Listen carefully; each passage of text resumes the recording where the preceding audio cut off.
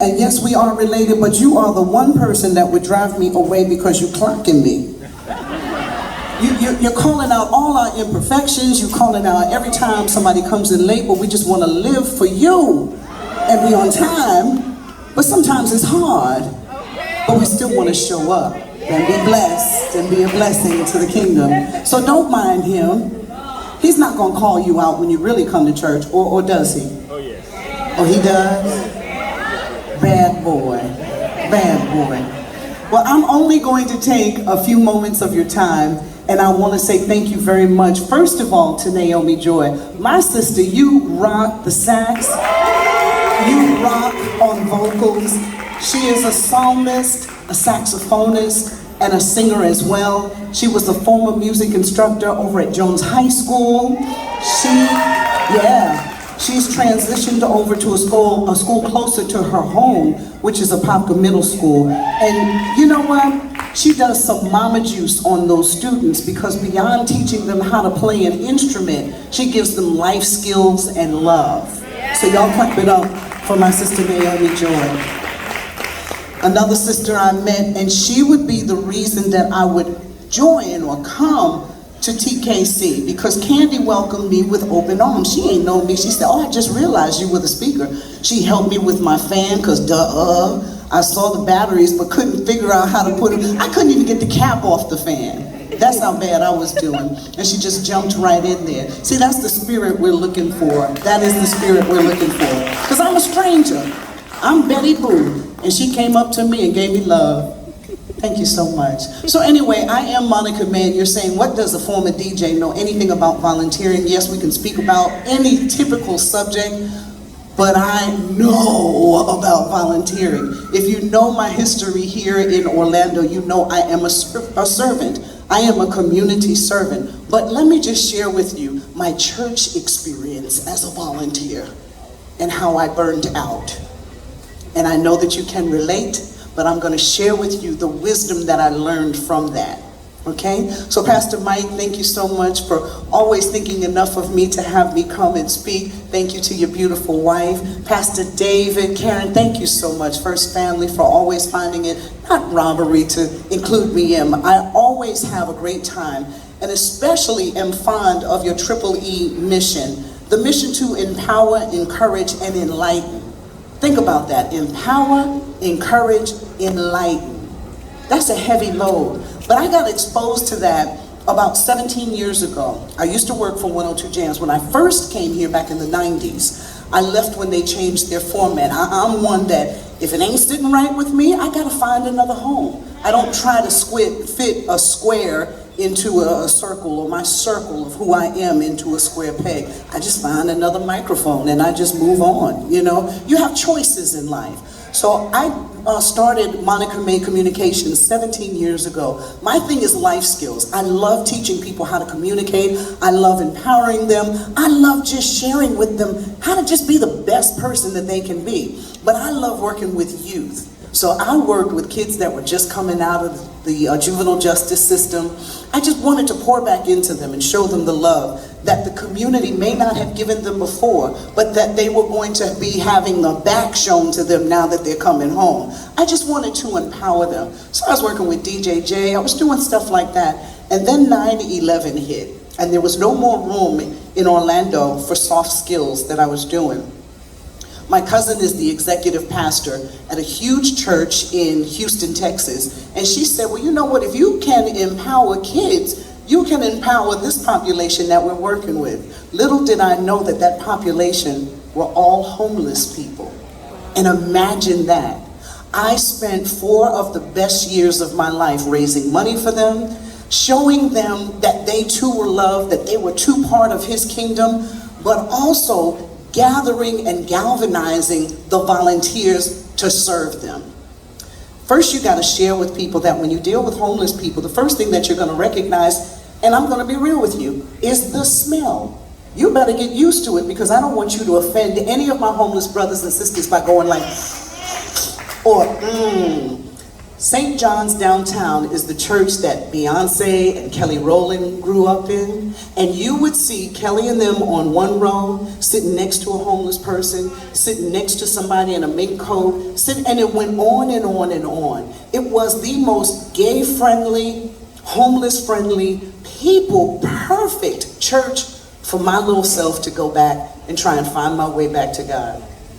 But because I am that people person, I tried to volunteer on every committee there was. I just saw a way to fix everything.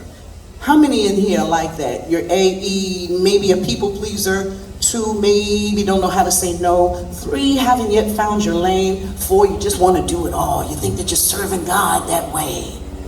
Don't do it.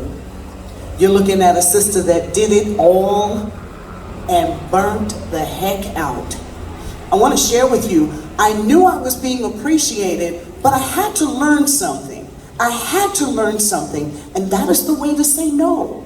That is the way to say, and somebody said it, you have to rest. Brother Nate said it, you have to rest. Because when you show up on Sunday and you've had a bad night on Saturday and your face registers it and your neck is going like this and your stature is like this, and I don't need you that day. That might be the Sunday you need to sit down. It's okay, you can come back next Sunday. But I need you to realize wherever you are, we want to meet your needs. I remember sitting down with the pastor, Pastor Rudy. And Pastor Rudy was a street guy. More, again, for me to understand and be able to relate to. But he built this wonderful kingdom there. And he welcomed everybody in there. And he sat down with me and he said, well, you've been here about a month now. What do you think? I said, man, these people's attitudes. He said, well, what did you think? You was going to see the violins in the Tyler Perry movie? They was up there in the ceiling? No, this is not that. You realize that when you serve at an inner city church, it is like serving in an emergency room. People come to be healed. They may not have their best clothing on. They may not have their best attitude on, but that doesn't mean you sink to that. That means you stand above that and you give them some of your joy because you've got it if it's on one of your good Sundays, right? Remember, we don't need you if it's a bad Sunday, okay? So he said, well, what were you thinking? And when he said that, it made a whole lot of sense. Pastor David doesn't want you when you're at your worst. He wants you when you can give your best. Not when you're at your best, but when you can give your best. See, there's room in the kingdom for everybody. There's room in this house for everybody's skill set. But we need you refreshed. That's why it was so important for us to do this today. Restore the joy. Y'all say, restore my joy. Say, restore my joy. Y'all ain't giving it back to me like that. Restore my joy. Restore my joy. That's what we're here to do. We want you to smell your roses and your flowers now. Everybody say, don't cough after that. One of the things that we had to do when I was in Houston was to assist our homeless population shower, find new clothes, have a hot meal, before some of them went out to do whatever they were going to do. Some of them had day jobs, and some of them just stayed in our day cafe, and that's where the life skilling came in. But we had to rotate. How many of you have had to do jobs that you didn't come in there to do, but you're rotating or maybe filling in for someone? Listen, y'all, I rotated into the shower, and one of the homeless women wasn't on her meds, and she handed me her shorts, and they were filled with feces. Oh my God, I could have went, I took them, I didn't have a glove, I didn't have time, I didn't know she was gonna, here, Miss Monica, here. I didn't know what she was handing me, so I didn't have time to get gloves. But I didn't recoil, I went and washed my hands and scrubbed up to my elbows afterwards. But I took them, and I took them with a smile on my face, and I said, sis, let me get you some fresh underwear, and here's a new dress, and let's go. You know, you may not have to volunteer to that level, and sometimes you do. I don't know what your different areas are, but that was the extreme, and that was my most extreme experience. But I will share this with you. It taught me a lesson. There but for the grace of God, go I. Because I'm going to share something with you. When the grant ran out and there was no more money for me, I had to be one of those on that line to get food with my homeless brothers and sisters. But I did it with pride. You never know what's going to happen. You don't know what tomorrow's going to bring. But suppose I had looked down on those people, they would have been laughing at me because I had my nose up in the air. So I'm sharing with you that you don't know what kind of day tomorrow's going to be. So let the Sunday that you show up to serve, you give it your all. You give it your best. Amen. And when you don't feel that, that would be the day that Pastor David would be okay with you sitting down. And let's make that a rule. Let's make that a rule with your volunteer captains. Now, I don't want everybody to sit down on a particular Sunday. Because we still have need for assistance. We still have need for assistance, so don't get it twisted now. But when you don't feel it in your core, that is not the day to come over. That's the day I want you to sit and get the word. Because as volunteers, that's the one thing I was missing the most. I couldn't get the word.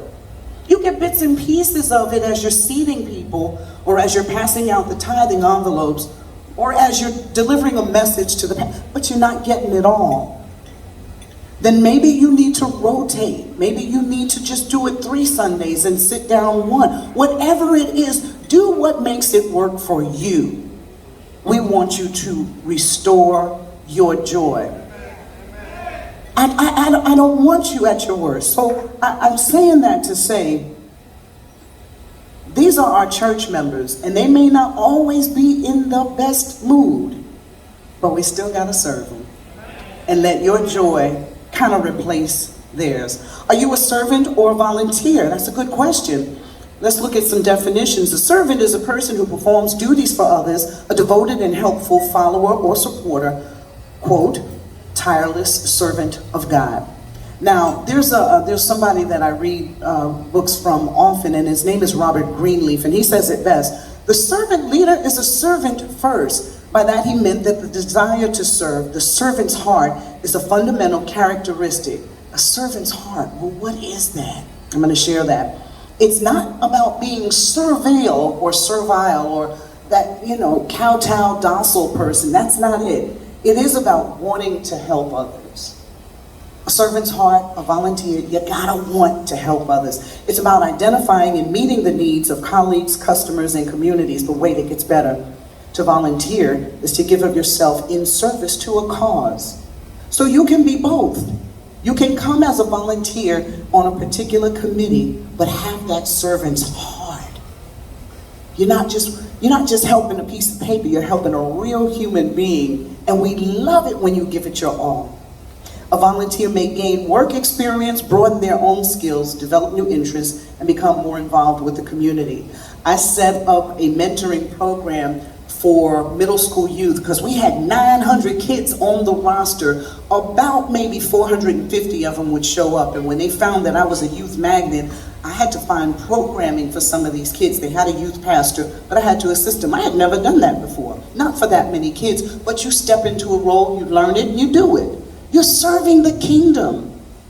And I loved it. I will share this with you though. That was a hard job too. How many of y'all are in youth ministry? It can be hard. It can be hard. Where's Angelica? Yeah, it can be hard sometimes, right? But you don't give up on these kids. You can't. We started this youth, like a mentoring program where we wanted certain people in the congregation to take on a young person. Well, the girl that took on my daughter was a Delta. So she tried to whisper whatever Delta whisper in a potential pledgee's ear from when she was down here. But she was also a speech pathologist. This young lady stayed with my daughter from middle school and to this day. Wow. Monique is 31 now. That's how you impact someone. That's how you stay connected. Everybody doesn't have to do that. I'm just saying that was her level of give back. What is yours? Think about it. We need that. It takes an entire village to raise these young uns today. The difference between, the fundamental difference, I should say, between a volunteer and a servant is the spirit in which we approach a need or task. A volunteer only does it for the organization. A servant does it for the master. Amen. I'll say that again. You got it? A volunteer only does it for the organization, but a servant does it for the master. You're doing this unto the Lord, not to Pastor David, not to Sister Karen, not to Pastor Mike.